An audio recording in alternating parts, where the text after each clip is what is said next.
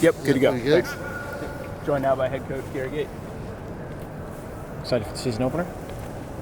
I'm excited. It's a new year, new opportunity, and it's been fun. It's been a fun year. It's been a lot of turnover within the team. I think we have 23 new players this year, which is a lot of new players. You're going to see names you haven't seen before out in the field, and I'm excited about it. So it's going to be fun. All the youth on the roster, what are some of the great things that you've seen out of the younger players? Well, I think what I like is they're high compete athletes. They really want to play well. They want to be great lacrosse players, but they come from programs where they've had success, traditional areas, and you can see that their ability to pick up offenses, defenses, plays in that. They're doing a great job of not really coming in as freshmen, but coming in as solid lacrosse players and able to make lacrosse plays, even though they have zero college experience. So we're excited about it. Game one last year to game one this year. What's the difference in feeling maybe for you as a coach, if there is any?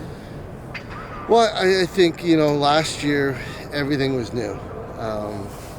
From our coaching staff, we hadn't been together. We hadn't coached a game together as a group. And this year, we've had a year under our belt. We learned a lot about ourselves as a staff. We learned what, the players that we had here existing. And this year, I think we've been able to plan everything out from day one. And that's the biggest difference from, what we're going to coach, what our players are capable of, and how we're going to be for 2023 has been planned out from day one, which is very different than last year. Last year we were just learning as we went and trying to figure out what we had. So you're a guy that understands pressure, but it's not easy putting on a number 22 jersey. What lessons do you give to Joey as he steps foot and tries to lead the new 22 era, so to say, here at Syracuse? He wants to be a great player, and he puts the work in, and that's the best thing about him is he's very humble. He puts in the work. He does his job every day, and he never takes a day off. So I don't think we've talked about wearing the number or it's really come up. He's just out here playing lacrosse and trying to help this team have success. So I think as long as he keeps the focus on the game and playing, he'll be fine. With this being such a young team, what have you seen from the veterans, especially the captains? I've seen guys, all these players that have come back, the veterans that have stayed on the team and come back this year, they understood what we wanted out of them. We wanted leadership. We wanted selfless leadership, a willingness to help young guys develop, build their confidence along with their play to help the team have more success. And they put the team first, and I think that's the most important thing. And they brought great leadership on how to behave and how to work hard and what the expectations are when you're here at Syracuse. So they've done a great job, and we're happy to have them all back. After a season sidelined due to injury, what have you seen out of Owen Hills in trying to prepare for his first game back in the year? Well, it's been nice to have him on the field, and he's an incredible talent, and he wants, again, another player that just wants to play lacrosse, wants to win, and he's going to do whatever needed of him by this team. And he leads by his play, the example he does on the field, and he really has a great understanding of the game, and he's helping the young guys adapt to a new team, and he's doing a great job. We're excited to have him back. What were your impressions of the scrimmage a few days ago? First impression was, what a difference a year makes. We went in and played Michigan last year, and they really took it to us. And I think this year we showed up, and we came out and we had a strong first half with all our starters in, and I thought we just played with a lot more confidence, and we were able to compete at that level so I thought it was a good opportunity for us to see a little bit of what we're going to be seeing in the future.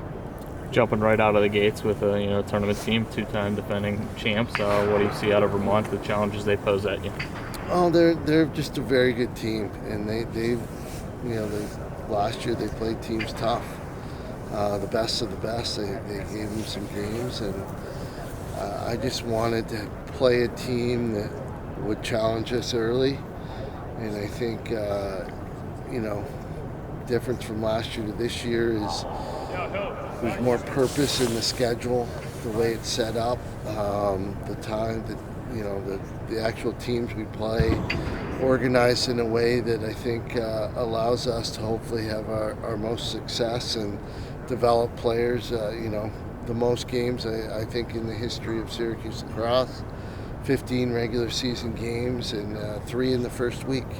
And I thought it was important to try and get these young players, knowing we were going to be a young team, game experience before we take on a team like Maryland. So we got 3 games in the first week in Vermont, Albany, and Holy Cross, and the guys are excited to play.